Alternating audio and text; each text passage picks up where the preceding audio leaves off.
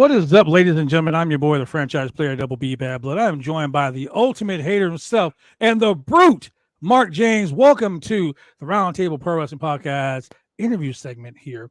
And before we get started, before we even cut to the chase, Mark, I got to ask you a question. Yeah, what's up, man?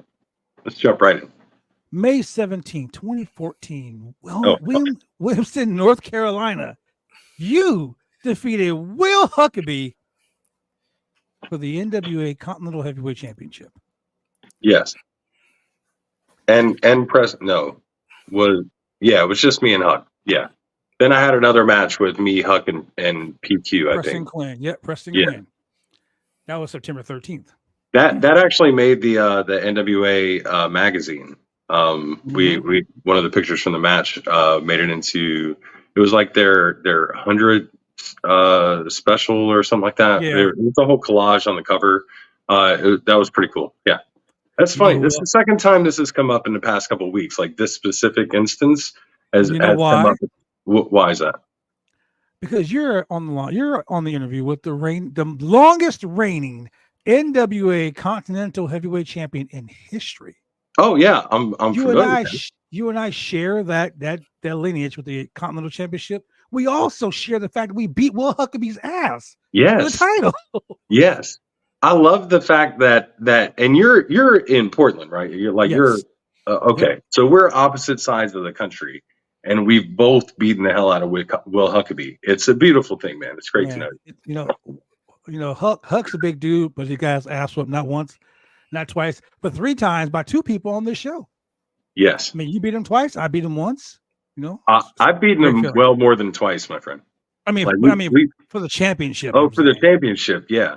But in the same respect, tit for tat here. I do have to give him his props because he's beaten me as well. He's beaten me for that title, the same title, the Continental, and he beat him and Joe Black. Beat myself and Jimmy Parker for the NWA Mid-Atlantic Tag titles. Oh, that's right. Right. So, but there's stories behind all that. Oh yeah, we can talk about those stories if you want to, but there were reasons. That's why we're here. That's why we're here. Yeah. What do you want to talk about? Take it away, hater. Well, yeah, I'll let you get started, and we can get into whatever conversations there were. All right. So Mark, since you're a guest here today, even though Senator would say I'm racist for not interviewing Bad Blood first on this, this is Black History Month. It's my month, baby. I mean, kind of. So let me ask, how many years have you been in wrestling now? I've done this 23 years. 23 years. I did take like a 3-year sabbatical, yes, where I was like out and got pulled back in. But so 23 years, how's your body holding up? Because I've seen your style of matches, and you're really aggressive in your matches. You definitely ain't pulling no punches there. You're pretty hardcore when it comes to that. There's a reason why they call you the Brute. Yeah. I feel pretty good, honestly. I've got little things, but all in all, like I feel better than I did 5-6 years ago. But before I took off, basically. And the biggest thing is I lost all the weight, and like I've got a whole new direction about what I'm doing now. Like I feel really good about everything. It's the group that I work with creatively, like there's a whole system to it now. And before it was just me. And like you get that, BJ. Like back in the day, it was just us, man. There was no. Everybody wants to talk about brotherhood in this damn business, and you are by your fucking self. I promise you. And as soon as you get out of this business, you are by your fucking self. Facts. Totally. I promise you. When I was out, I could count on almost one hand the amount of people that contacted me from the business while I was out of the business. You know what I mean? It was all the same people. I'm not saying it didn't get contacted at all, but it was all the same people that were actually like checking in and gave a shit. You know what I mean? And you would see how all that works, man. The business only loves you so much. You know what I mean? Man. But nowhere close to the amount that we love it. I promise that. We give way too much for this business, and it takes everything from us. It's crazy. Man. So He is telling the fucking simple facts, man. All 100% truth. Absolutely. So, where did you train at? Where did you first started training? I actually trained with a guy that BJ knows. Oh, Well, there he goes. All right. So There you go. I trained at V3 Training in like Greenville, North Carolina, with guys named Vinny Bain and Vax. That's who I broke into business with. Now, I wasn't there long because I started getting bookings, and I was a dumbass and one of those guys that was like, oh, I know everything. Plus, Vinny and I had like a falling out and shit like that. It turned into whatever it was. But I started working other places then and just kind of fumbled my way through. And I found a guy named Johnny Lightning who kind of took me under his wing and brought me to a lot of places and put me over in ways that I didn't deserve at that time in my career. But, so I do attribute a lot of what I've learned to Lightning, most of it. But, Vinny Vane and Vax got me in, and they've done a great job with what we knew back then. I didn't realize that they were only like 2 years in the business at the time. Yeah, when they brought me in. And it's not that they were bad or anything else, but they were 2 years in the business. You know what I mean? Like 2-3 years in the business or something, like maybe 4 at the most. But either way, like it's not like they had years of experience, or like now where you have all these training schools with like Firestar here with Kozone, who's been doing this for 18 years, and he's got 30 guys that are working for WWE and AEW and all this shit. You know what I mean? Back then it was like, hey, I got a ring in my house. Y'all want to come train? You fucking took your ass over there. You know what I mean? And we figured this shit out. So he's not lying, man. I remember I broke in. I had a guy named Mondo Guerrero, famous Guerrero family. I started training with Mondo. And the reason why I started training with Mondo is because of a guy named Bill Anderson. Bill Anderson took a hand in training Sting and Ultimate Warrior. He was the guy that was running wrestling shows down in California. And I met Bill Anderson. I was wrestling for like at my high school, and Mondo Guerrero and Rey Mysterio, those guys were next door. And they were training in their backyard, literally a fucking wrestling ring set up in the backyard. And I peeked over the fence and I'm like, what are you guys doing over there? And they're like, we're wrestling. I'm like, nah, I'm a 2-time state champion. I'm a wrestler. You guys are doing that fake shit. They were like, come on over here and show us your wrestling. I went over there and they beat my fucking ass. I mean, they beat my ass for like 2 weeks straight. And finally I was like, dude, I want to learn this. And they said, well, we can teach you. But there's another guy that we can, that will help you out. This is, we're going to take you to this place down in East LA. So I get the phone number, I get the address, I talk to the guy on the phone, guy says, come on down. I go to this place. God is my witness. It is a fucking car garage. I mean, this guy is a mechanic. He slides out from underneath the car full of oil and grease, takes my $5, because that's how long I've been wrestling, when training was $5 a session. Slide from under the car, takes my $5 and sends me into a little garage. This little garage could have been maybe 60 by 60. And they had 12 by 16 by 16 foot ring in there. And I learned how to wrestle in this fucking garage where the Glow Girls were training. Oh, nice. Yeah. So I got to Mondo Guerrero was training the Glow Girls. He was training Holly Woodbine, Cheryl Rusa, all of them. Oh man, that's fucking cool. I know a few of them. So like I know Little Egypt and Little Egypt too. Yeah, I know like Bambi and stuff like that, or Farmer's Daughter, Gremlin. So man, that's awesome. I'm so jealous. Your start was way better than mine. 15-year-old kid watching all these girls roll around the ring, bro. That was the best time of my life. I bet it was. I bet it was. So this is to you, Blood. Who inspired you? Yeah, that's a good question. Where do you take where do you say your move inspirations come from and stuff like that? Obviously, use a version of the RKO Diamond Cutter, use a cutter as a finisher.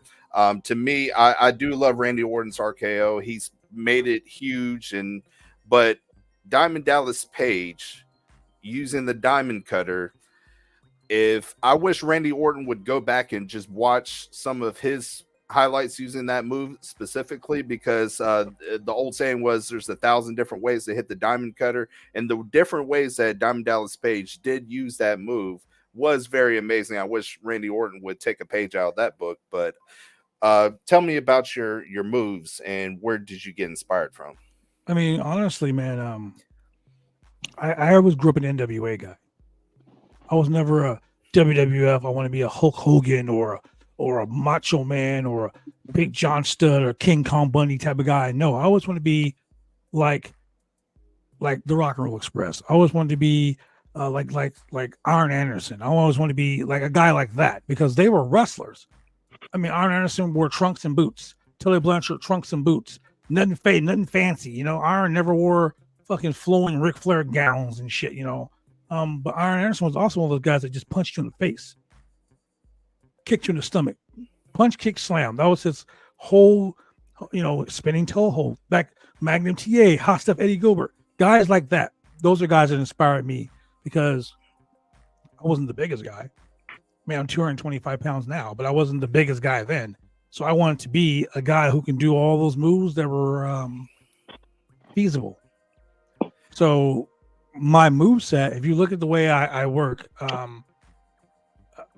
I was putting PWI 500, and the caption was a prolific striker.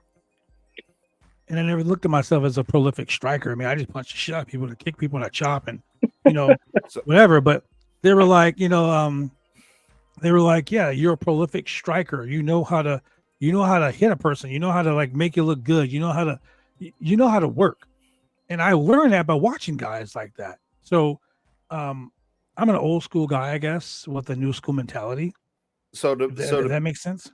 Right. So to piggyback off of that, you know, for weeks now, I've been saying that LA Knight has the worst looking punches I have ever seen in my life. If somebody is punching you like that in the ring, what do you tell them? Hit me. If his punches look that bad, what are you saying to him? Hit me. Stop throwing punches. Throw forearms if you can't fucking throw a punch. Yes. Throw a forearm. Throw something. But if you can't punch, okay. If you can't punch someone in this business, get out. Okay, I'm just going to be real with you right there. If you can't punch a person, if you can't chop a person, if you can't throw a forearm, get the fuck out of here. What are you doing? Well, you mentioned Arn Anderson. Mark, to you love that spine buster. You have a very good-looking spine buster. Mm-hmm. So tell me about that spine buster. I got that move from a guy. The first time I did it, Charlie Dreamer called it for me in a match. And if you know Charlie Dreamer, he's about as close to like Ricky Morton as you can get without being Ricky. He even tagged with Robert for a long time when Ricky wasn't tagging with Robert during the time. So anyways, we're at a match, and you know, we're kind of fighting the corner and everything. And he ended up calling a spot where he would hit me, I'd stagger out, he'd run to me, spine buster. And it just felt really good, man. One of those times that, you know, you find something that it just fits in the pocket well, and you just kind of stick with it. And then over the year, like, it's not even my finisher, but it's the move everyone remembers. Yes. And my daughter has affectionately named it the fuck around and find out. So it is it's taken on new life here recently. So it's been pretty cool. I'm all about that. Fuck around and find out. Hell yeah. I got merch and everything for it, guys. I also see you using the Alabama Slam, but just your overall moves that I see you perform in the ring, your style is very aggressive, is very brutish. You go in there, you're not playing around. You're in there and you're there to hurt somebody. How do you feel? I'm trying to find the best words to phrase this. I lost my train of thought there. So with your brutish style of wrestling and everything, what made you work that style?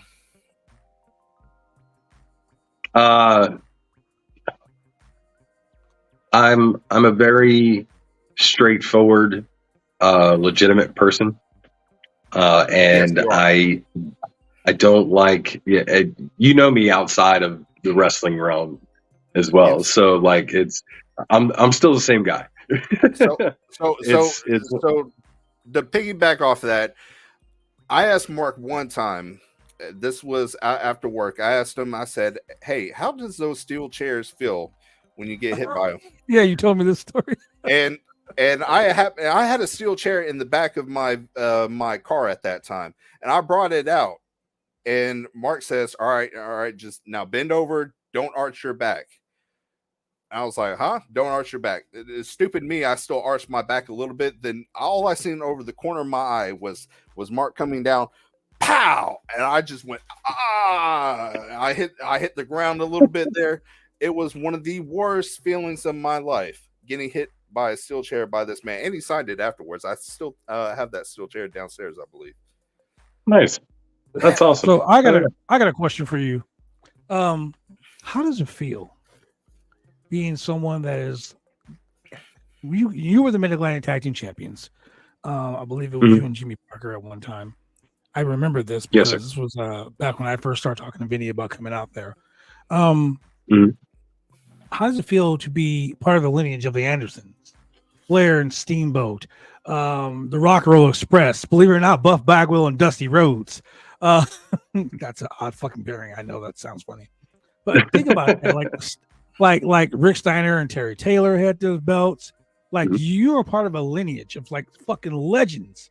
The Midnight Express, fucking Paul Jones, and fuck, there's so many people I can.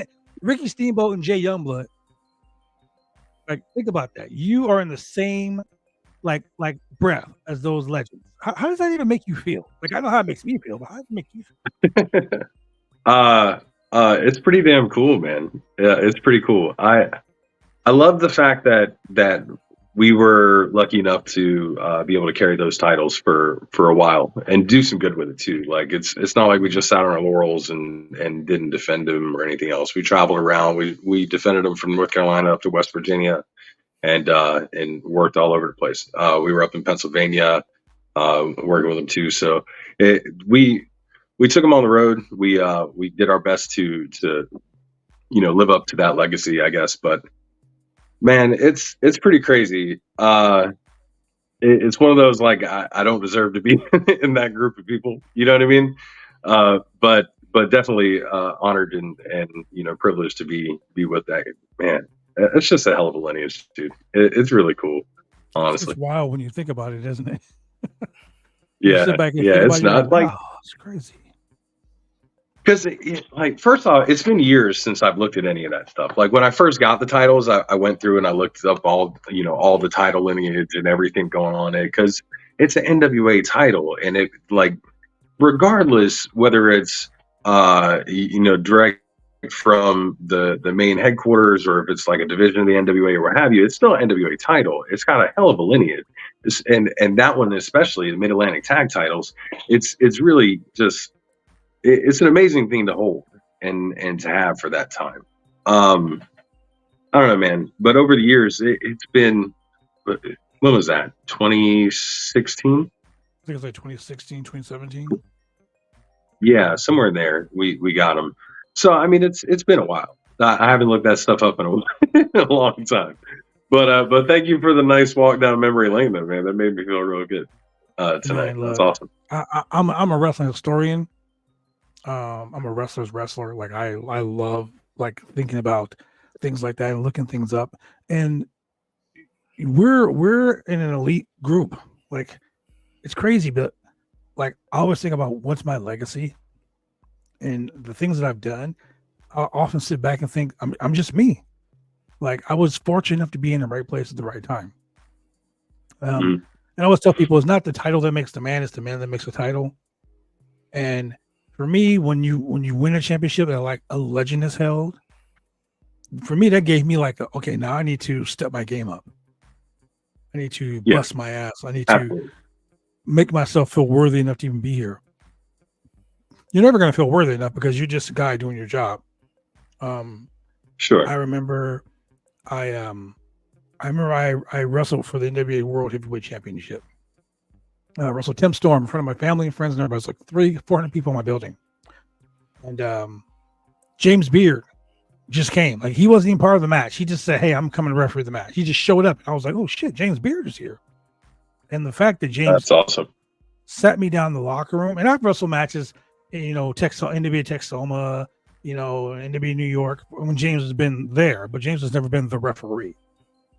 And I was so nervous. I wasn't nervous to wrestle for the world title. I was nervous wrestling in front of all my family and friends and people who flew from out of the state to come see me. I wasn't nervous about that. I was nervous about fucking up the spot where James Beard was involved. And like the whole time, sure, he kept saying, "You're part of this, right?" I said, "What do you mean?" You earned this. You deserve this. This is part of what you've been working so hard for. The lineage that you're involved in right now, you should be proud of that. You should feel honored, and you should feel like, basically, it was like, you should be happy. You should be proud of where you are and what you've done to get to where you are. And I didn't realize what that meant until I was at a show and Bobby Eaton came up to me. And he goes, "Hey man, I heard about you." And I was like, "Shut the fuck up. You're Bobby Eaton. What the fuck you hear about Nice. me?" It's weird. But the one thing that really sparked it for me was the fact that they were like, "We are all doing the same job. Just some of us did it on bigger scales. That's all." Mm-hmm. Yeah. A little better production, a little more money. It's all the same thing. And some of us are all doing the same job. Yeah. We'll put it that way. There are some people in the business that are not doing the same job that we are. And that's a whole other conversation. But like, if you figure it out and you understand how to entertain that audience, it doesn't matter whether you're in a group of 300 people or 30,000 people. You can sort it out. You know what I mean? It's just a thing. And a lot of I think now I feel a lot better about the footprint I've left on the business than I did when I left the business the first time. So, and I think you were talking a minute ago about your legacy and like what you left. And I don't think for me it's the titles or anything like that. I think now this part of the run, the last like 2 years of it, where I really figured out my purpose of what I'm doing. And my purpose is to help mentor these kids that are coming around and coming up in the business now.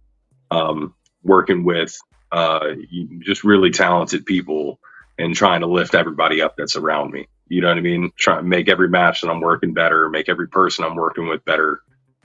And in the same respect, hopefully I can learn myself, because a lot of the people that I'm wrestling now are guys that have only been in the business for, some of them 2-3 years, some of them, 4 or 5 years, and they only know this fast paced athletic style, which is great. But then there's a whole different version that they have to figure out. And when it comes to character building, there's not a lot better at it than I am in the area. You know what I mean? Like I can pull a character out of somebody in a heartbeat. And that's what matters to me. Like I'm going to build moments in shows. I'm going to make people, bring that emotion out of them and teach them that part of the game, because they know all the other shit. I can't teach them any of the moves. I can't keep up with all these cruiserweight guys and all this athletic shit they're doing. Like, and I'm not trying to stop. A really good drop kick, though. Man, I appreciate that. I'm not bad for a big guy. Drop kick the other day. I seen you get up in the air. I said, "Wow, that's pretty impressive." You were man. He's like 6. No, I'm 250, and he's like 6'5". So that was a solid drop kick. I was happy with it. But yeah, man, it's one of those like I've got a good thing going right now, and I'm working with a lot of really great people, and I'm very happy with that. So like I think that's going to be the legacy that I leave in the future, is like this part of the run, because I was a jackass for a long time, especially after like Jimmy and I stopped tagging and then he stopped wrestling, and I was really overweight and fucking just hated everything I was doing. It was just terrible. So I was a dick to a lot of people, and I'm still a dick, but not as bad. I'm a helpful dick this time. So that's one thing I've noticed watching both of you guys wrestle, especially these past few days. I've been watching both of your matches. Is that everything you guys do in the ring has a purpose for it? You were just saying, Mark, about everyone doing too much and stuff like that. I'm a firm believer less is more in the ring. Like, what do you tell a guy in the ring to just say, all right, let's cut the crap? Because both of you guys are really in tune to what the crowd is, how the crowd's reacting. You guys don't do anything crazy or unnecessary. You do exactly what the match needs at that moment of time. So what do you do to get one of these guys to just say, all right, enough? You know why? Because we're old. Simply put, we're old. It's funny you asked that question because I was talking to someone about this the other day. When I was one of these young guys, like Mark was talking about, the guy who was athletic, wanted to do all the flips and shit. The old guys used to sit back and be like, slow down, kid. You don't need to do all those moves. Slow down. And I was like, it's fucking old man. What does he know? Now I'm the old man saying, slow down, kid. You don't need to do those fucking moves.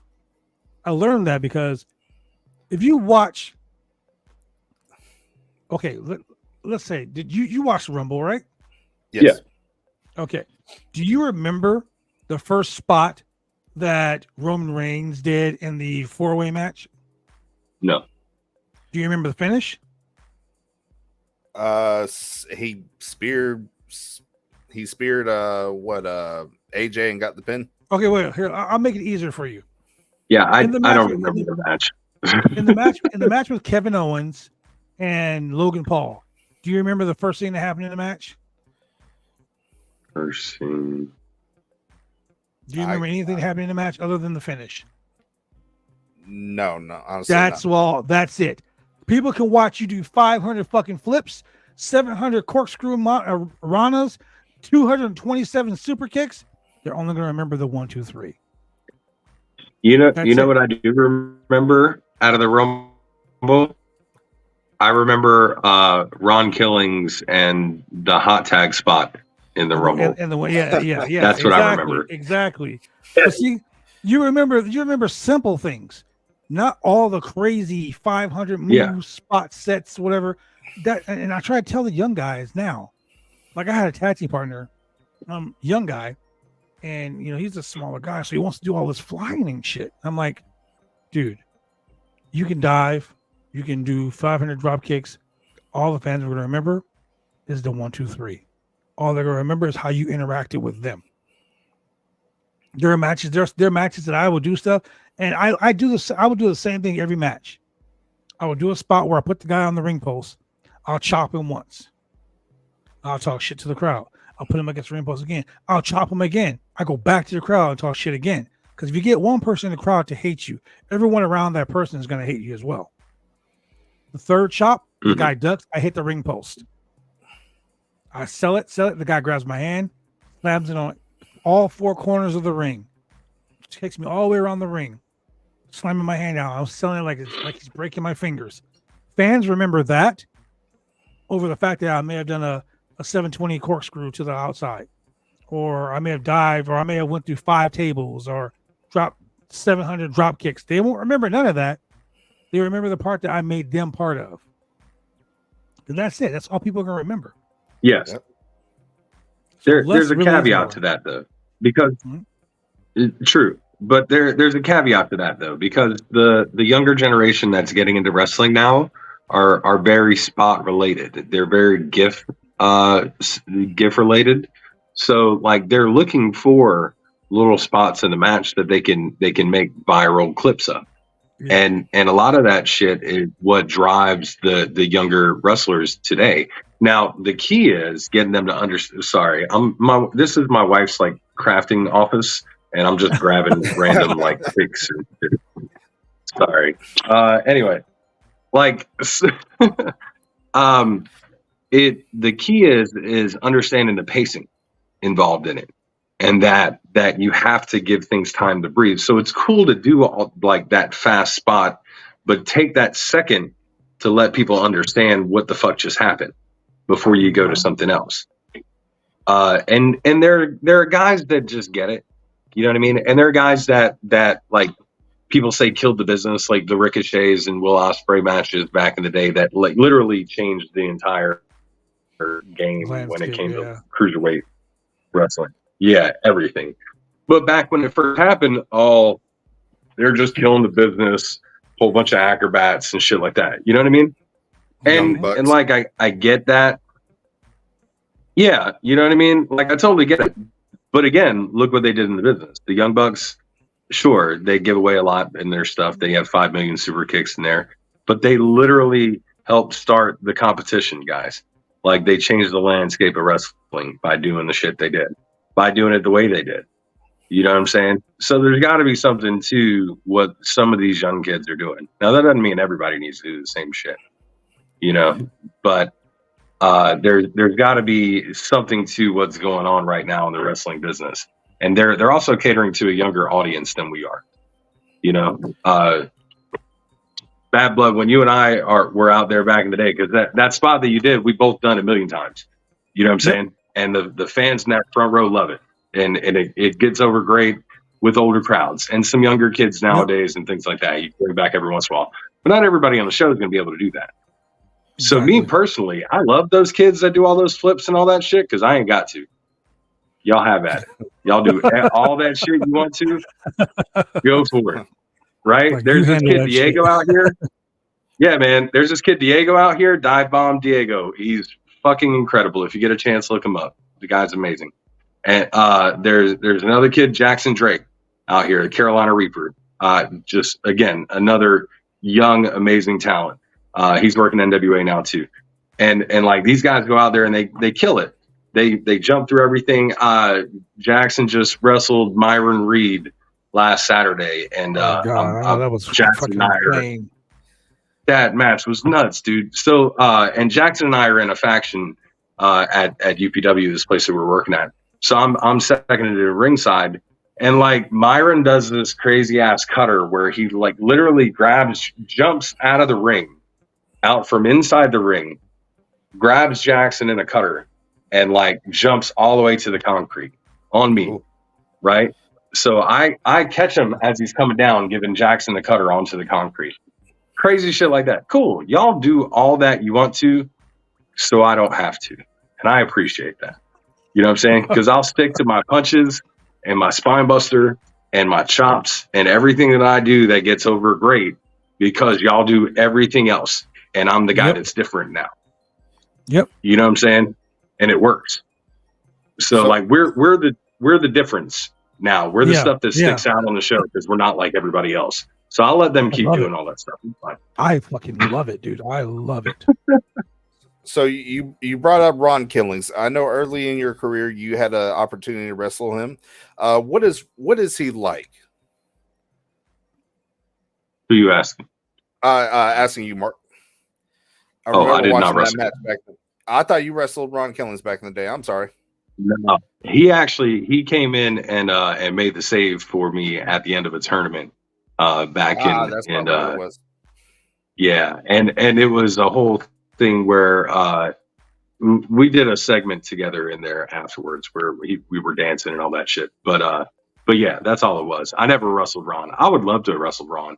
That'd been a blast. I've done other things with Ron, which are way more fun. But yeah, I've never been able to wrestle him. Those are stories for off the air, I'm pretty sure. So let's talk about some of your. But yeah, I've never wrestled him. What are some of your favorite matches of your career? Oh man, my favorite one ever probably was. Man, you still can't beat this one, man. Honestly, Jimmy and I went up to Pennsylvania and we wrestled Mikey Whipwreck and Balls Mahoney up there, and like just being in that atmosphere with like Balls Mahoney as over as he is, everywhere, and like his music playing, dude, that crowd, everybody's singing along. It's like Fozzy, or it's like when Jericho comes out on AEW. You know what I'm saying? It's the same vibe. And like Balls, the AC/DC Big Balls was his music, so he's coming out, the whole crowd singing it. Like you got goosebumps, man. It's cool as hell. And then he was not feeling well and couldn't keep up well in the match, so that was a little disappointing. But otherwise, it was really fun. And I had another match with Adam Page and Lee Valiant against Jimmy and I. That was a ton of fun. Recently, Jackson Drake, Alex Evans, and I wrestled Heath, Rhino, and Suicide in a 6-man last December out in Raleigh, and that was a blast. So I've had some good stuff, man. Some fun matches. So some of my favorite for guys that aren't known though is there's a dude, Joe Black, who's a bad motherfucker. Joe Black is fucking phenomenal, dude. I love wrestling that dude, and I really want to do it again soon. I'm trying to wrestle this dude, Rayhan Untez, that's out here, who's incredible. I'm gonna fight Jackson Drake one day. We've already talked about it. It's gonna happen. Probably gonna have to fight Alex, even though he's my tag partner. I don't know if he's gonna want it to happen, but it's gonna happen eventually. Cozone's a dude that I want to wrestle. I don't know, man. I have more matches that I really want to do than I have matches that I think about being my favorites, because I think my best stuff is still yet to come. Honestly, I'm really doing the best I've ever done in this business, man. I feel better. I think better than I ever have. My work is really tight. I've got some stuff I'm working on still. I still need to slow down a little bit and keep my pacing, but all in all, dude, I feel better than I did 10 years ago about my work. And I just wish I was 10 years younger, that I could actually take advantage of it and do something with it. But yeah. How about you, Blood? That's pretty much it. So, honestly, man, I was just sitting here thinking about the same thing. I'll be 50 years old this year. I'm literally at the point. Young. Yeah, I'm seasoned. I'm not old. I'm seasoned. Yeah. I'm literally at the point in my life where I'm like, last year wrestling stopped being fun. All the drama and the politics and the bullshit and just life in general, it just stopped being fun. So I have been the North American champion of OIWA for 3 years, and I've gone everywhere. Literally, I went to Germany with that belt. I literally took it all over North America, and Canada and down to Mexico and all these places, right? And it's I've done everything. What else is there for me to do? I started getting bored. And then a friend of mine gave me a call, and he's like, hey, I'm starting up again, coming soon. And I want you to get ready. So here I am, about to be 50. And I'm like, I can still go. I feel better than I did 5 years ago. My pacing is a lot better. I guess now because I'm smarter to the business than I was. And I'm not going to say that I was years ago, but I'm smarter to the business as it pertains to me being an older guy in the business. And I want to give back to the guys that are coming up. And I'm starting to see these guys like Joe Black. I'm starting to see all of these young guys coming up. And I was in a show, I want to say 3 months ago, and Caprice Coleman was there. And I was like, oh shit, I love Caprice. Greatest guy in the history of professional wrestling, Caprice Coleman. Okay. He sat me down and he goes, hey, you remember that tag team match you guys had? And I was like, which one? He goes, you wrestled Victor Andrews and little James Anthony. And I was like, yeah, I remember that. I seen Victor Andrews last month in Arkansas. Love that guy. And I see how they've come up and how they've gotten better. And now it makes me want to get better, because now I want to get in the ring with those guys again. I was the vet back then. Now I'm like, these guys are vets now too. Now I want to get in the ring with these guys and I want to have fun, as opposed to. It's a different world, man. Yeah, it really is, with a lot of those guys. That's the only way I can explain it. it's a different feeling now. Now it's like, fuck, now I don't have to carry anybody. I don't have to worry about what I'm doing in the match and how I'm gonna help them get through what they're doing. Now it's like, let's go out there and have fun. All right, so let me ask about a little darker spot in the pro wrestling industry. Bookers.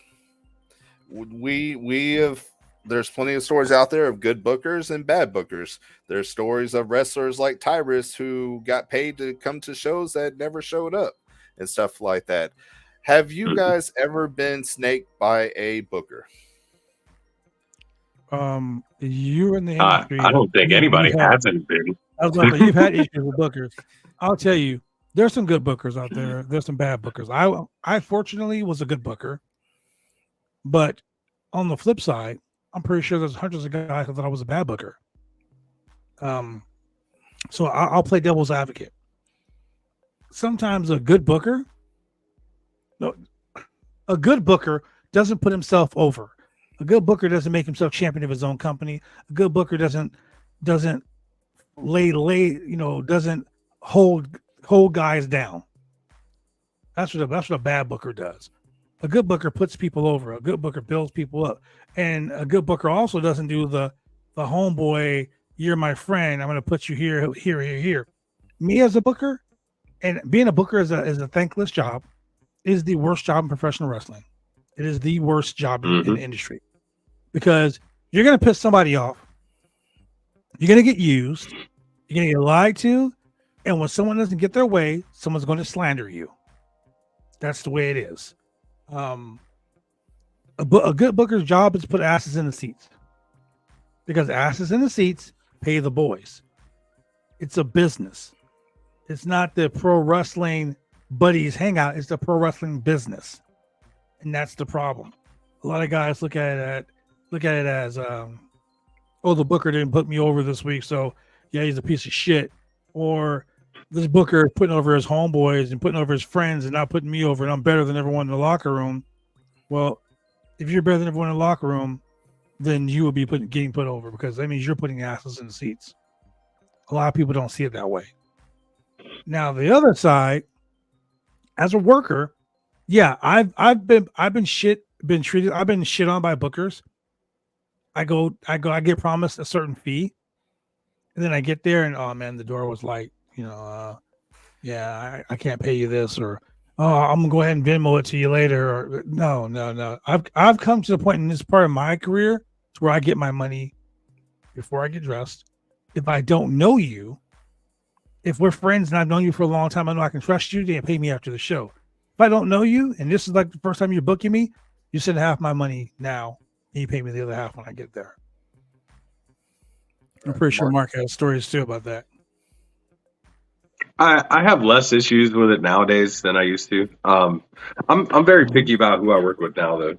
I've only got like 4 or 5 places that I'm actually working that I'm happy, doing that. So anywhere, yeah. If I don't know somebody, they're doing a deposit.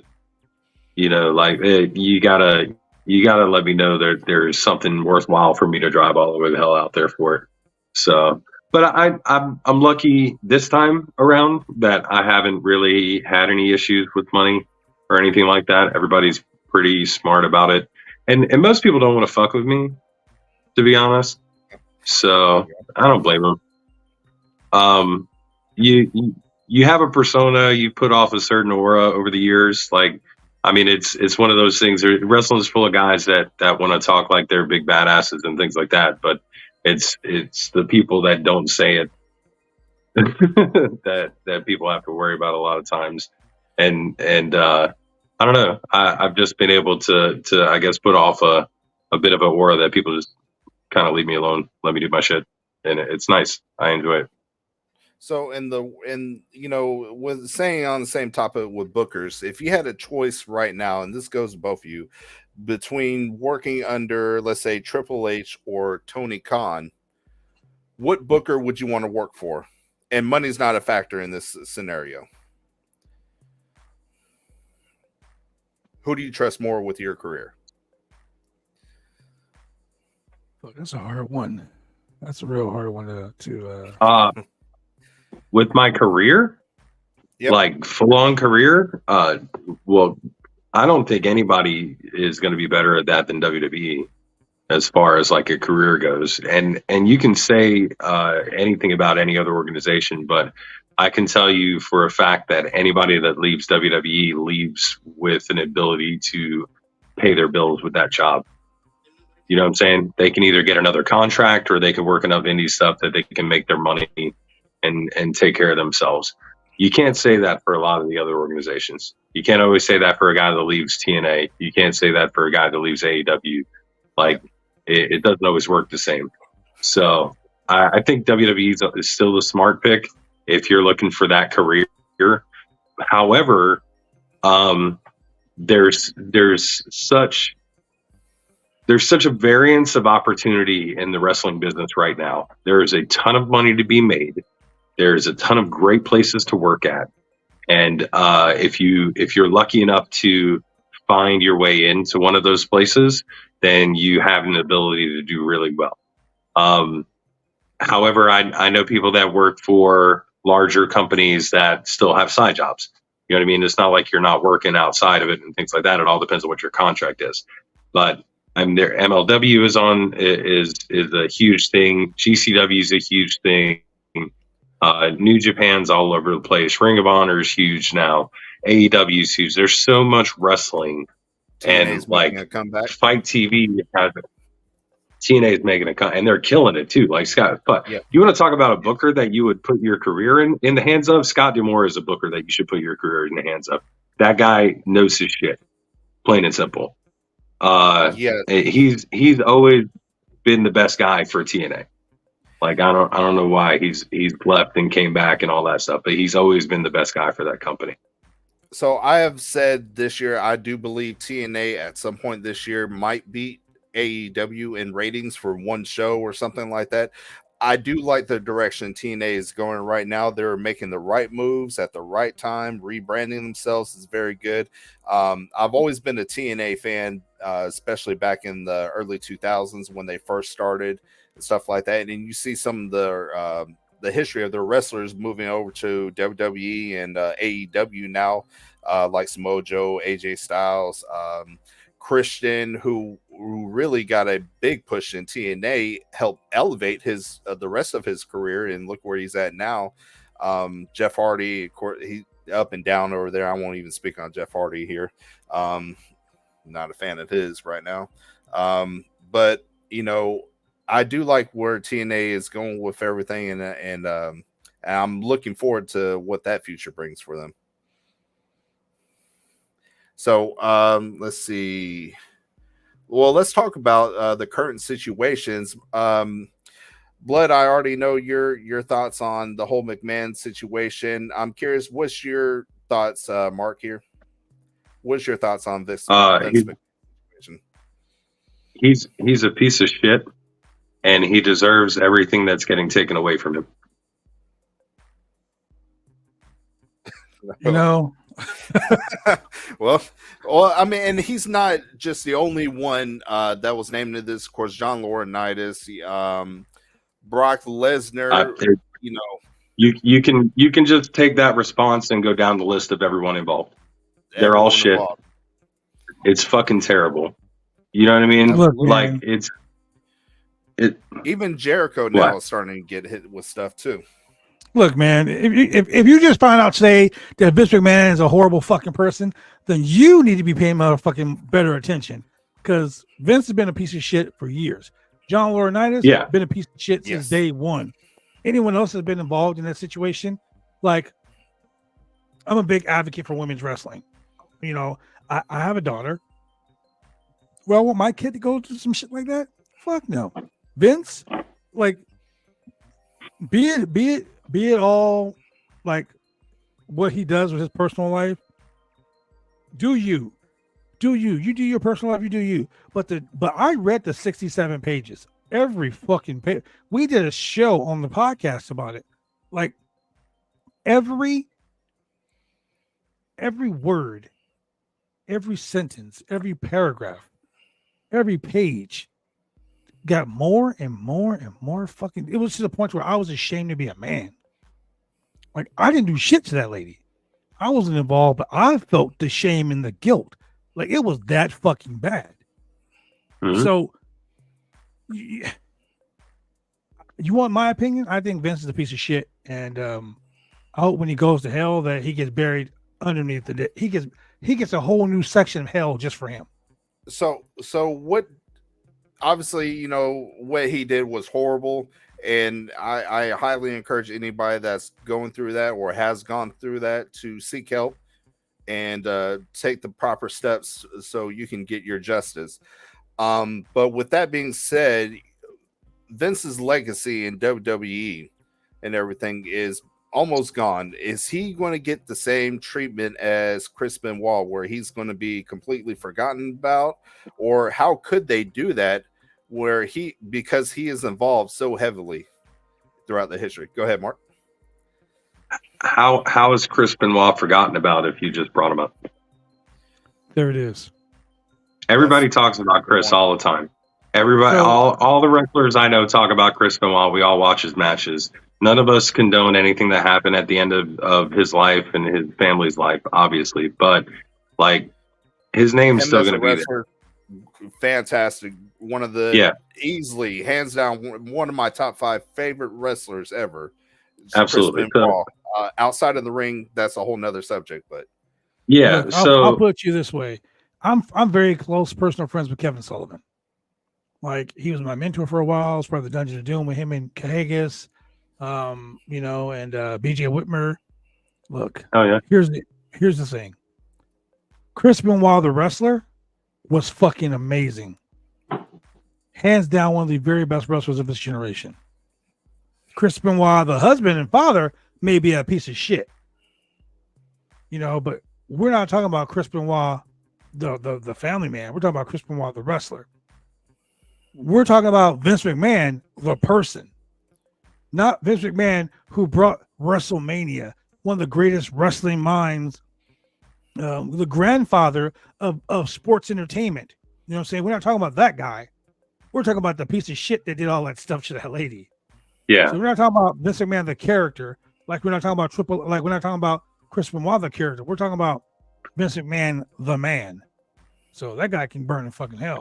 So pissing him if he was on fire. Yeah. Well, with Vince, like I understand what you're saying. He got wiped off of the WWE website. He's getting scrubbed off of the. You can't scrub Vince. It's almost impossible. You know how much shit he's been involved with? That's the entire Attitude Era. Yes. You can't scrub Vince. You know what I'm saying? He was the lead heel for an entire era for like at least a year-long arc. Are you going to get rid of every single show you did in that year-long arc? Maybe. I can see it happening, maybe. But man, that's a lot of content to lose. You know what I'm saying? But when you've got good. I was going on with that. You can't say Stone Cold Steve Austin and not mention Vince McMahon's name in the same sentence. So therein lies your issue. You know what I'm saying? Vince is never going to get forgotten because of all that. He's been involved in too much. It's impossible to just forget people. Now, as far as the wrestling business goes, are they going to mention Vince McMahon there? No. Are they wiping him from their website and from his the Royal Rumble win things that everybody says? Is his name being taken off of everything in WWE or anything around him? Yes. And that fucking kills him. That is probably the worst possible thing that anybody could have done. They could take money from him. He wouldn't give a shit. I'll make more. They can fire him. He don't care. He can start another business. None of that shit matters. WWE was his entire fucking life. Mm-hmm. And his name is no longer anywhere to do with it. That's what hurts Vince McMahon. Yeah. It would be the same as taking Trump's name off of Trump Towers. All right, so let's move on to another major situation that's happened in wrestling these past few months. CM Punk. What are your thoughts about everything that happened with Punk? I can tell you that my body's holding up at 44 better than his is at 45. I was about to say, yeah. Oh man, that's funny right there. That an absolute fact. Personally, I know the Bucks. I'm really my brother's married to their sister. I'm integrated into the family. I've known the Bucks since they were backyarders in Rancho Cucamonga. I've known those guys Nice. for a long time. I still talk to Nick quite frequently. I think that what me and Mark were talking about earlier about the old guys in the industry wanting to work smarter, not harder, and the young guys wanting to do all the flips and everything like that, and the young guys not understanding how to build a story around things. I think that's why Cody left. You know, I haven't spoke to Cody about this personally or anything like that, but I'm pretty sure that's why Cody left. Because if you think about the beginning of AEW, when Cody started doing his thing, building guys up, and the Bucks and Kenny were doing their thing, the Bucks and Kenny and Tony Khan were doing all these dream matches with no substance. Cody was over here building stories, building people up. So it goes to the young guys wanting to do all the crazy spots to get the social media clicks and the viral gifts and all the other shit, while guys like Cody were building stories that were going to make sense for the long haul.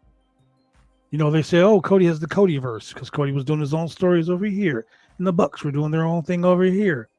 Same thing with CM Punk. CM Punk, they built Collision around CM Punk. There were stories being built. Stories put asses in seats and makes money. And the ratings were actually pretty good when CM Punk was there. It was very consistent. Collision ratings were very consistent. You know, Dynamite starts out here, then it drops down here. Collision maintains the balance, and it actually rises when CM Punk was there. And you know, we were talking about the numbers. Collision is the wrestling show, though, guys.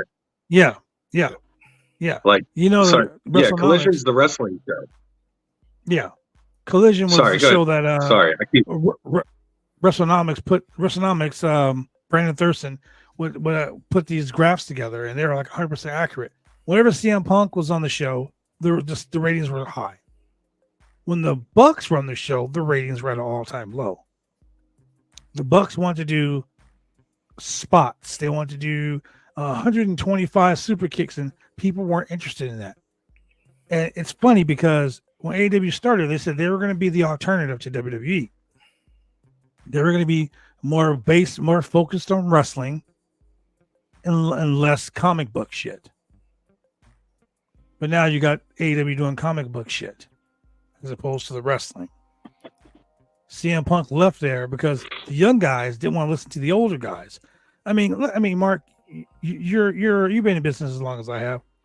If an older guy came up to you and said, "Hey, man, you don't have to go through a windshield with real glass because that will hurt you. Is it really worth getting hurt?" Are you going to tell him, "Hey, fuck you, old man. I'm going to do what I want to do," and go out on international television and then do it and then go to a camera and say, "Hey, look, it's real glass. Ha, ha, ha." That's some shit you do when you're in elementary.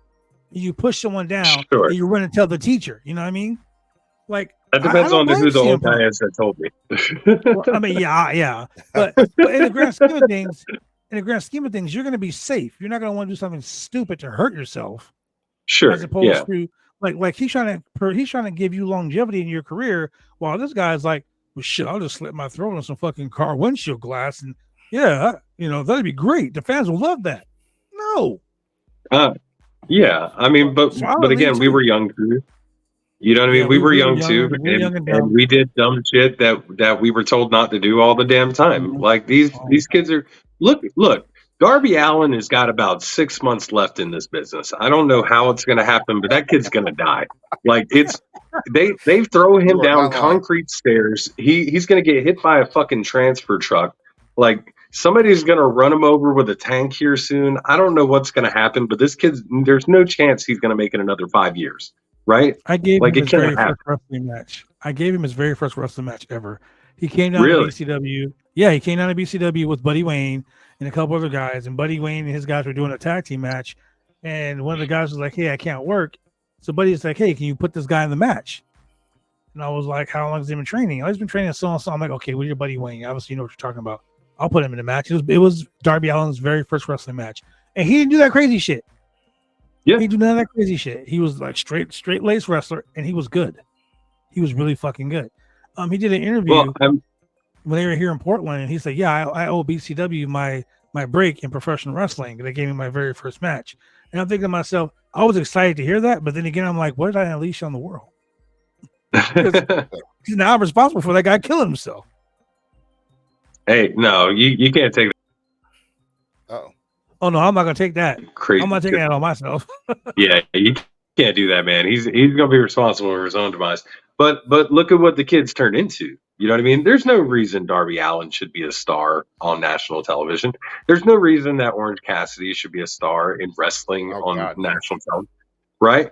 But all right. So I love that response. That was great, because how much do you actually watch his work? Orange Cassidy is fucking amazing. Like, how much do you watch? I will go on record. I will go on record right here and say that I fucking watched. We do watch alongs of pay-per-views and stuff, and I sat and I watched the Orange Cassidy match, and I was like, "This guy's fucking stupid." Like, there's no way I'm gonna fucking appreciate this guy's match. And he wrestled Will Ospreay. It was AEW's first. It was AEW's first Forbidden Door. And he wrestled Orange Cassidy, and he wrestled Will Ospreay. I was like, wow, this fucking match was 5 stars. Oh my god, who would have thought this guy was that fucking good? Because he puts on a comic book, his gimmick is so stupid. So then I went back and I started watching the IWTV shows where he was the IWTV champion. That guy's fucking phenomenal. Most people can't get past the stupid gimmick. Yeah. And he uses it so sparingly now. Now it's like on the way to the ring, he's got his little kick spot, and that's about it. Maybe one thing here and there, but the rest of he's working. Like, this kid's 110 miles an hour. It's crazy. If you watch the international, what the hell is the title? What's the title he's got now? He's the international champion. Intercontinental, international. He's the international champion. Yeah, the run he's on now it's been incredible. This guy's like having match after match after match that's like on a huge high level, entertaining the shit out of the audience, high ratings. Like, he's killing it. His merch sells better than most anyone in the company. He figured it out. You know what I'm saying? And he works his ass off. So Mark, I challenge you to go actually watch his stuff. Like, really just take off the blinds, you know what I'm saying, and get past the funny and just watch his stuff. You know what I mean? Find a couple of recent stuff. Watch his match. There are 2 matches. If you really want to see his real good work, you watch him Forbidden Door, the first one, him versus Will Ospreay. That match, even Meltzer was like, that's a 5-star match. Like, I don't agree with Meltzer 99% of the time, but that was a 5-star match. And then he had a match with Moxley for the international championship. Watch that match too. There are 2 different styles of match. Like, 2 different like one's a highly like scientific, high flying fucking catch can match. The other one's just a brutal beatdown. And he excelled in both of those matches. Phenomenal in both of them. Like, it was like, who the fuck is this guy? Like, so he flipped the switch. He's a Shikara guy. He was Fire Ant. Yeah. He was he's in the Quacks guys. And like Mike Quackenbush for all the drama that caused the end of Shikara, like, is a hell of a trainer and an amazing mind in the wrestling business. Like, he's probably one of the most informative people I've ever met. And this guy trained with who was it, Gulak, with fucking half the guys in the Dark Order were all Shikara guys. Anybody that came out of the Wrestle Factory, if you look them up, you see Shikara Wrestle Factory. It was Quack. So that, like, his pedigree and his basics and fundamentals are top notch. You know what I mean? This guy can wrestle, plain and simple. He chooses to do this funny gimmick because it gets over. Kids love the gimmick. Like, my kids absolutely love the gimmick. You know what I'm saying? Like, what? Oh, sorry. The general audience really enjoys the gimmick. it's the old school wrestling fans that are like in their 30s, 40s, shit like that don't like it. You know what I mean? It's the old guys that want Austin Rock was the best thing we've ever seen in the world, and whatever. Those guys, they're the ones that don't watch a lot of this stuff and understand it. Like BJ gets it; he understands wrestling. You know what I'm saying? And I'm not saying you don't, Mark. It's just one of those, like, we look for different things. Like I'm looking for, how do you connect with that crowd? Mm-hmm. And I see the little things that he does, that his timing is perfect. The last run that MJF had, like, incredible. Everything he did connected. The guy was gold. He didn't miss once. You know what I'm saying? And he's had a few. He's had some misses, obviously, throughout his time there at AEW. But like when he got that title and they ran him through as like half-hearted as that devil angle was that they were doing, he nailed it. Yes. Everything. You know? So like they're doing some really good things at AEW. I think it's a lot. I hear good things from both sides. From all three sides, really. Like you hear friends, because we all have friends in all places, and they talk about what happens, and you hear a lot of good things. I like the freedom that they have at AEW. I love the schedule that they have at AEW. I love the fact that you can still make money there and do well. But in the grand scheme of things, the place to be and the place to really, like, everybody's ever wanted to be since they were a kid is to work WrestleMania. And I don't know a fucking soul in this business that hasn't said one day they're going to work WrestleMania. You know what I'm saying? So, like, for me, WWE would always be the spot as far as that goes until something changes. And I can't see that happening, man. I think if Trips is going to be in charge of creative and they're doing things the way they're doing it, I think they're just going to get better too. So it's going to be really good time in wrestling. My only problem with AEW is Tony Khan. And I say that because as a professional wrestler, as someone that knows the business, as someone that's been around the business, literally I've been in this business 90% of my life. I started wrestling at 14. That's like 90% of my life in this business. I see him being more of a, I mean, even Eric Bischoff wasn't this involved. You know, Tony's a tape trader. Tony's a guy who traded tapes. He knows wrestling. He grew up watching wrestling. But guess what? I grew up watching basketball. I grew up watching football. Fuck, I grew up watching track and field. That don't mean I can do it. That don't mean I can run. I can't run a football team. I couldn't coach a football team. I can play Madden all day. I can be great at fucking Madden, but I can't coach a football team. So because I watch tapes and because I watch videos and because I watch YouTube videos and cartoons and all this other shit, doesn't mean I can do it. And I think Tony Khan, having all this money, having all these great minds work for him, but him saying, oh no, you know what, Arn Anderson, that's a great story. You know what, Dean Malenko, that's a great story. Yeah, I can see how that might work, but why don't we put a bounce house and a glitter that shits out rainbows? Let's put that in a match. Let me go on TV and let me say I have a huge announcement every fucking week to get clickbait. This is the reason why they're built. They're not selling out arenas like they were at first. This is the reason why the TV number, the ratings are dropping because of stupid stuff. There, you got Daniel Bryan there, Bryan Danielson. You got him there. You got all these guys. You got fucking Edge. You got Sting. You got Jim Ross. You got Tony Schiavone. Guys that have a great mind for this business. Christian, but you're not letting them help. You're putting it together yourself. You're doing these matches yourself. And I came up with an idea.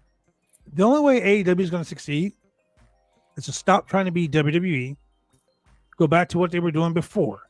Start working these college, these like I told you earlier, these college, these not high school, just but college gyms, these little auditoriums. Fill those up first. And when you get big, then go to Wembley Stadium or some shit like that. You know, they run shows. They did a show here in Portland at the Rose Garden. 3,000 fans in a 16,000 fan seat building. They did 3,000 fans. And when Ring of Honor was when AEW was over and Ring of Honor started, half the crowd left. Mm-hmm. They're super long days. I gave Eddie Kingston a ride to the airport, and he was like the first match. He was the world champion. First match. He's like, yeah, I'm out of here. That's how bad it is.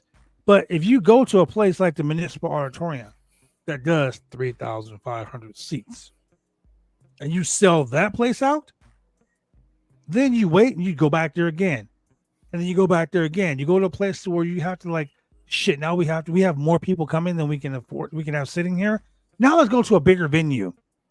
When people see on TV, they half your venue is empty, they're not going to fucking go. And when you're having these superstar dream matches on TV every week, why am I going to pay $49 for a pay-per-view? You're just going to have it on Dynamite on Wednesday. You know, you're giving it, you know, there's a saying, why buy the cow when the milk is free? Stop giving everybody the fucking milk and then charging them the cow fees. Like, come on. People are getting turned off about that.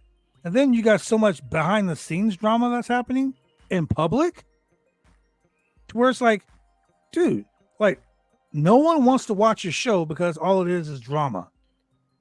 I was in fear of my life. And then you got shit like, I was in fear of my life. I felt like he was going to hurt me. You're in a fucking professional wrestling industry. What would you have done if you worked at XPW? What would you have done then? If New Jack would have been like, yo, I'm gonna fucking, what are you gonna do in the Indies when the fucking, you don't pay a guy, he takes your fucking belt and leave? What are you gonna do then? I was in fear of my life. Shut the fuck up. Get out of this business, man. Mark, your response. I'm with you on a lot of that. I think Tony's got some growing pains. I think he's got a lot of really smart people around him, but I think he listens to too many people. I think that's the big issue. There's a lot of guys that have their hands in their angles, and a lot of people probably shouldn't. That's one thing that, like, you can see the freedom when guys leave like WWE to get over there, and you can see them kind of like fall a little bit their first couple of matches because they're not used to it, and then they start getting their feet under them. Adam Copeland, even his first like match or two was a little faulty, just because he was getting used to the freedom that he had in the matches. Like, it's a different style that you have to do over there than you would at WWE. I don't know, man. The booking stuff is a pain in the ass, and it goes in ebbs and flows. And like, as far as attendance goes, like, people are broke and these tickets are fucking expensive, you know? So I think a lot of people need to rethink their thoughts about how they're selling their shows, who they're selling them to, and what the real important thing is. And I don't know that the seats in the stadium really matter to Tony. I'm not sure what he's going for, but I don't know that it's live attendance that he's really looking for. I think with them, everything's YouTube streams and like, you know, television and things like that. I think that's where a lot of their money's coming from, is advertisements through YouTube, advertisements through television. He's selling advertisements for his shows. So he's kind of making up for even the house shows and things like that. The Woo Energy thing was like a 3-year contract with them that they're paying to have Ric Flair there. You know what I mean? Like, there's ways that he's making money in there. It's not going to be something that's going to last forever, but hopefully it'll give him enough time to figure shit out. My thing is, man, is like, we can't afford for that company to go under, is my thing.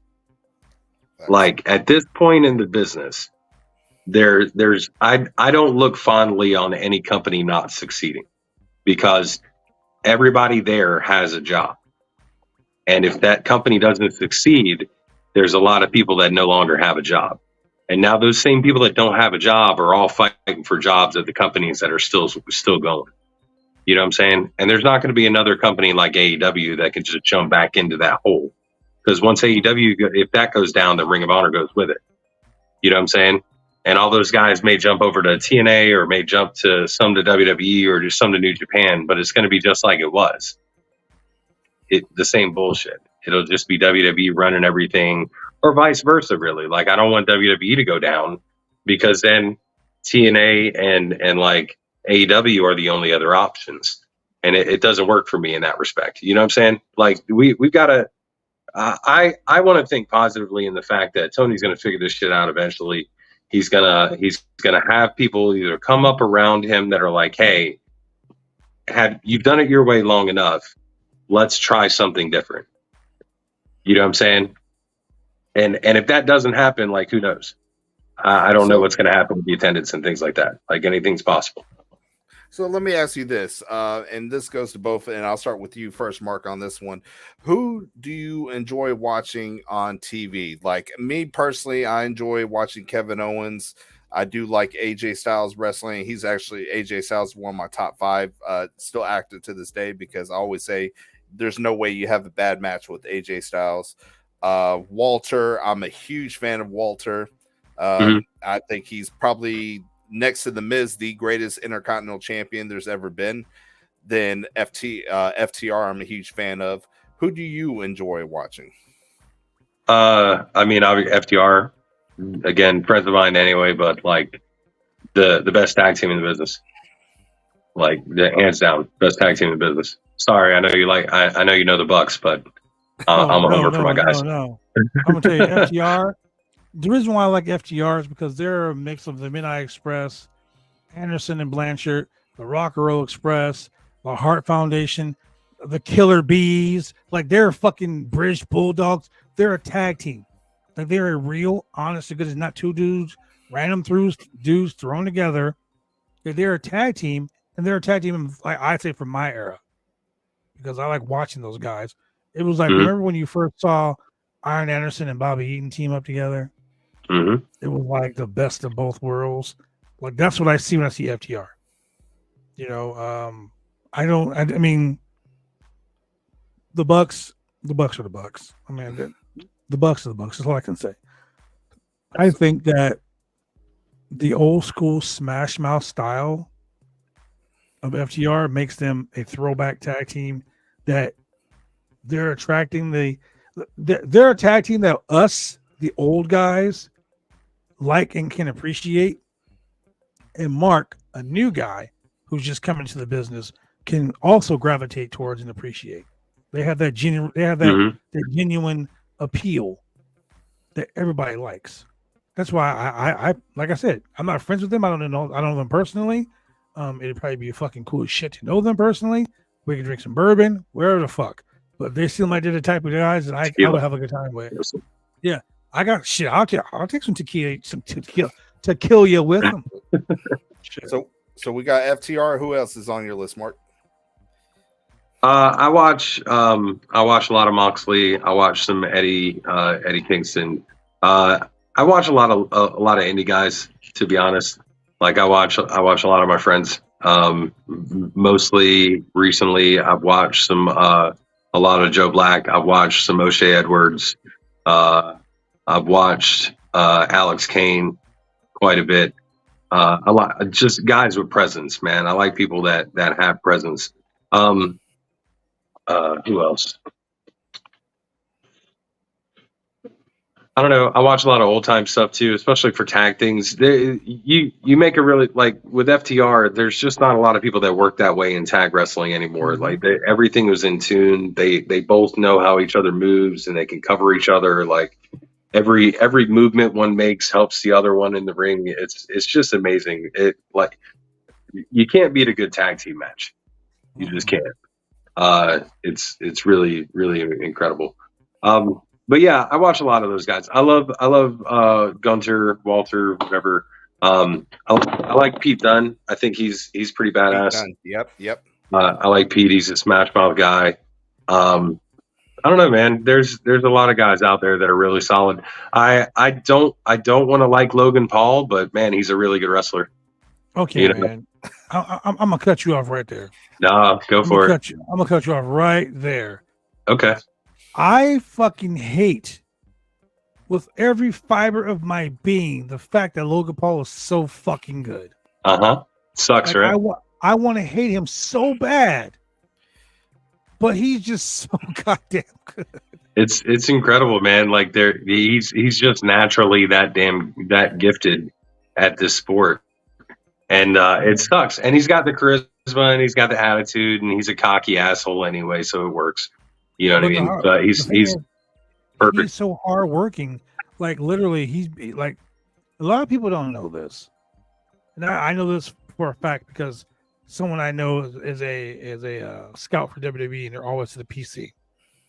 Logan Paul spends 5 days a week, 4 hours a day at the PC training. Mhm. Like the guy is like, you think he's just off shooting YouTube videos and all that shit? No, that guy, he's a full-time WWE wrestler. Like he literally has jumped into this full. I dislike Maven because Maven He's the spent. greatest wrestler ever. You better shut your mouth. Maven spent 16 weeks. Maven spent 16 weeks on a fucking WWE reality show. I'll wait till Mark comes back in. He spent 16 weeks on a fucking WWE reality show, carrying plates and carrying logs and running, doing all this stupid shit, and never really learned how to wrestle. And he got a contract with the biggest company in the world because he was on a fucking reality show. When guys like me and Mark have spent our lives driving up and down the roads for hours and hours, but destroying cars, on all these fucking road trips to become wrestlers. People like that, I have no respect for them. Maven walked up to me, "Hi, I'm Maven. Would you shake my hand?" I looked at him and I walked away. And people are like, why are you that way? And I'm like, because I paid my dues.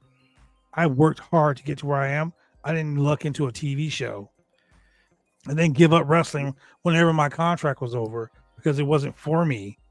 And now living off the fact that I won a contract and I was on TV for a few weeks, he doesn't know proper ring etiquette, none of that shit. But you look at Logan now. Yeah, you look at Logan Paul. That guy is in the gym training with guys. Like he's there with William Regal, learning how to be a fucking professional wrestler. The guy has all the charisma in the world. The guy is naturally gifted. The guy took to this like a fish to water. The guy is phenomenal.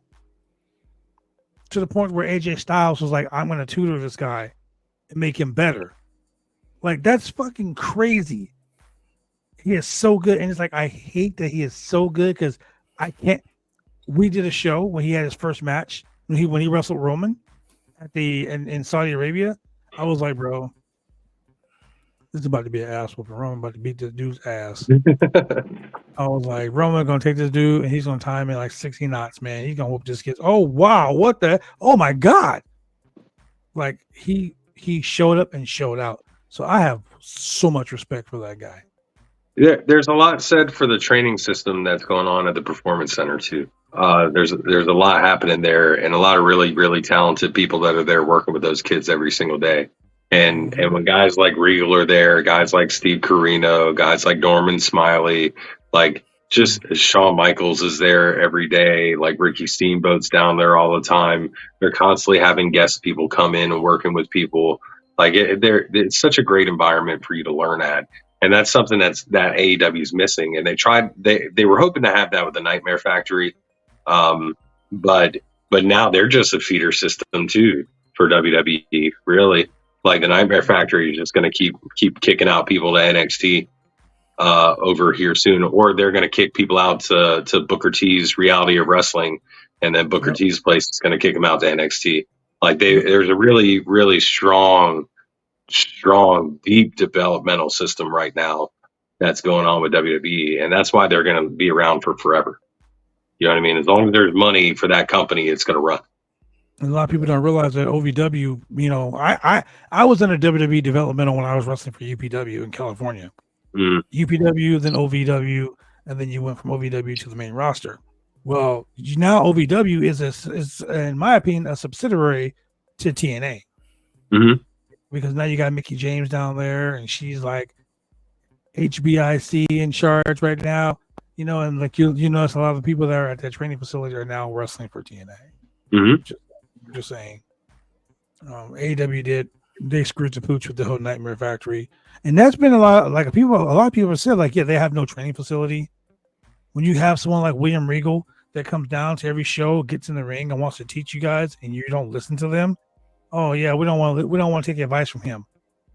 Dude, why do you think he left AEW so quick?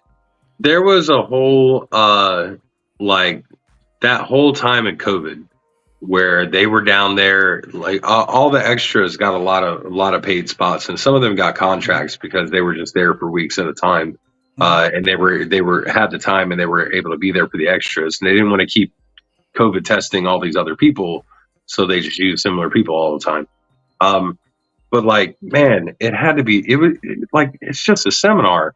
You got Arn, Tully Blanchard, you got Sting there, you got friggin' Jake Roberts is there. You got like, holy shit, Dean Malenko was there at the time. Jerry Lynn was there. Like, anybody in the world. What's that? Like you got Ace Steel, all these guys. Like, oh yeah, so many wrestling minds there, dude. It's crazy. Yeah. So I mean, the company's had opportunity there, and you've seen some stuff flourish too. You've seen guys like Ricky Starks do really well. You've seen like MJF did incredible. Swerve. Swerve came into his own there. Honestly, like nobody remembers the shit he did in NXT. Nobody does. You know what I'm saying? They all remember everything he's doing now. Hangman Page was built there. Really, like you can say he was in Japan, but he's a household name here now. Yeah. You know what I'm saying? And he wasn't that before AEW. Well, he started out there with you guys. I remember he wanted to come work a show. I was running out here, and he wanted to charge me $500, and I was like, "The fuck out of here!" Hey, you are. Hey, man. Yeah, nobody knew about there, but fuck, he's look at him now. He can make whatever the hell he wants on this business. Yeah. So the guy bet on himself. I asked him too because he had an opportunity. He worked out at my gym over in Greensboro. He lives out that way, but or lived at least out that way. But we were talking about the whole thing after they left New Japan and before AEW started up, and like, what are you gonna do?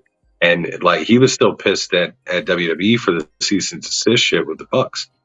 You know what I'm saying? So it was like, he's like, man, they did my friends wrong. He's like, I can't go work there.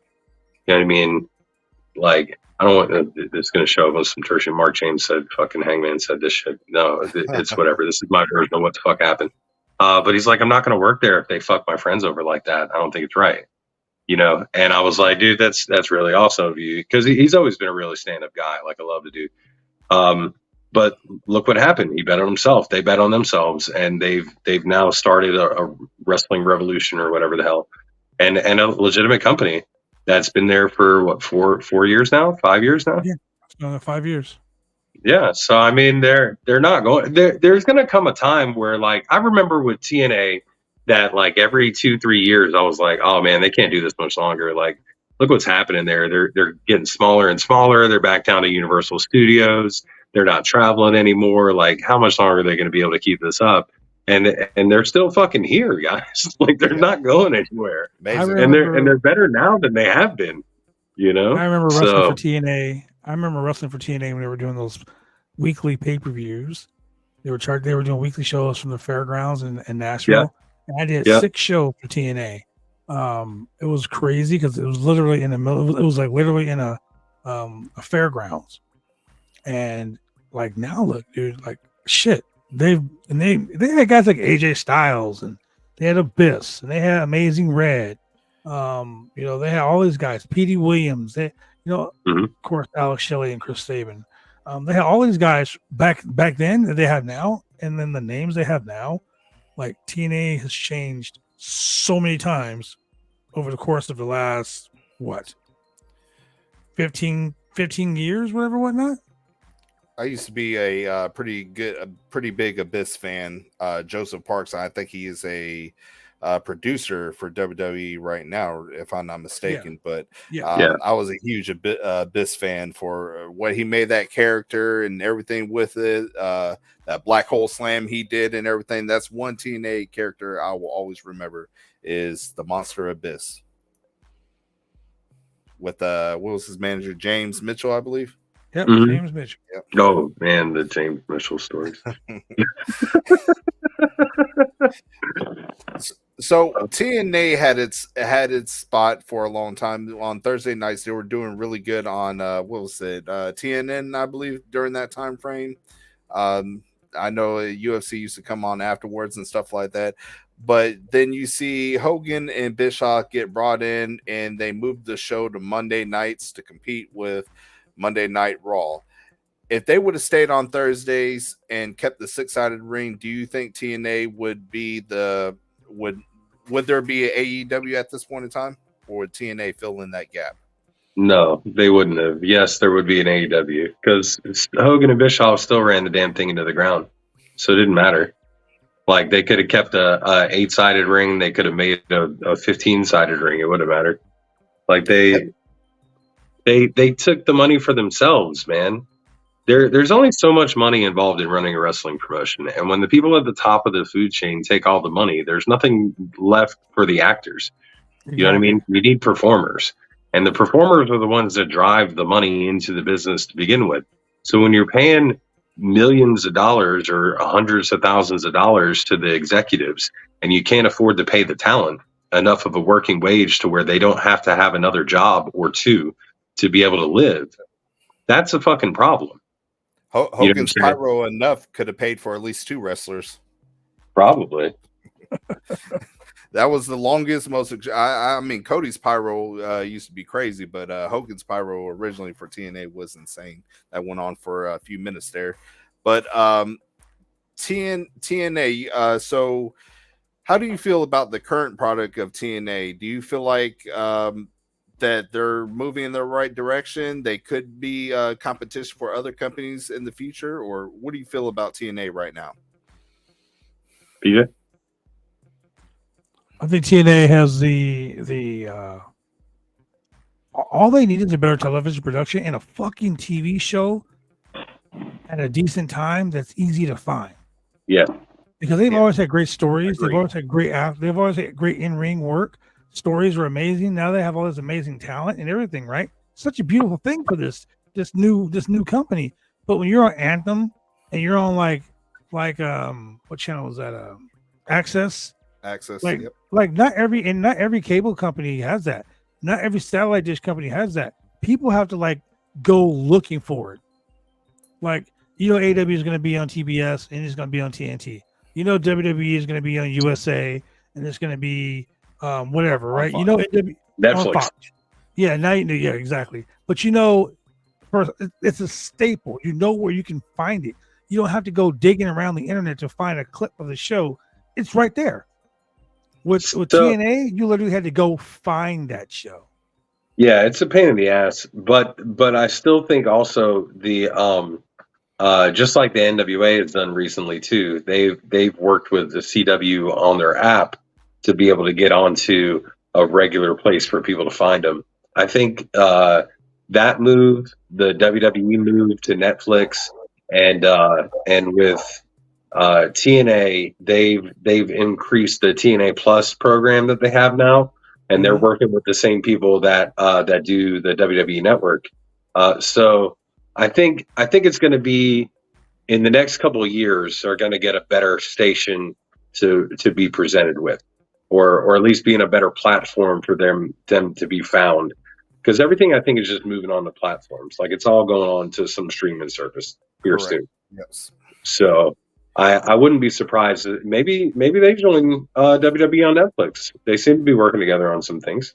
So you guys are both wrestlers. What are your thoughts of the 6-sided ring? Have you ever been in them? And what is it like if you have been in them? They hurt. Right. It's a lot of fucking running and they hurt. Yeah. They really wear on your body, man. TNA's not going back to them for a reason. You know what I'm saying? Like they really wear on your body more than they need to because everything's more taut. Like the ring itself is stiffer. The ropes are stiffer because there's less space in between them. Everything's more taut. So every time you hit something, it hurts more. You know what I mean? Your body just can't do that forever. Hey guys, my phone's dying, so I don't know how much longer we got. I got you. All right, let me go to the last question then. Okay. All right, Bad Blood, you are on your retirement tour. You may make a stop in North Carolina. Is there a chance you and Mark James get in the ring? And if so, who wins?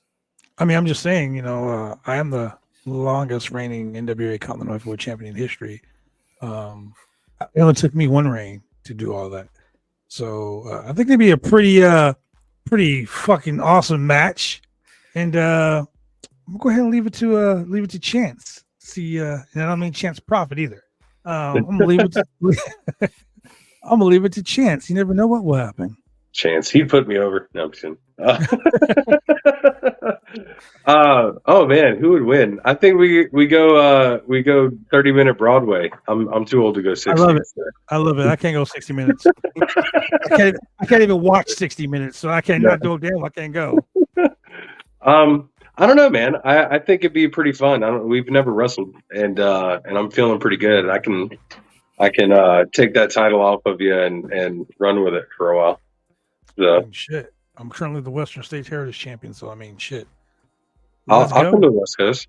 Somebody fly me out there.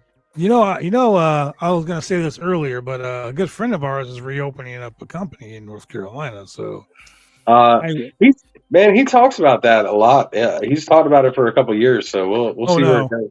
No, some things have finally fallen into place.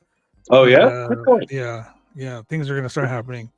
So yeah, stay tuned. You never know. Stay tuned to the future. All right. Well, I want to thank you both for giving me the opportunity to sit here and talk to both of you guys. You guys both had great careers, and I'm truly thankful for you guys being friends of mine. And hopefully, we can do this again in the future. I like the fact that we went an hour and 36 minutes, and like me and Mark told you from the beginning, two guys just shooting the shit, having fun. Absolutely. Yeah, man. But my phone is legit going to die. I'm on 1%. Appreciate it, guys. Thanks for having me. See you guys later. Well, thank you guys for joining us, and have a great day, and all that good stuff.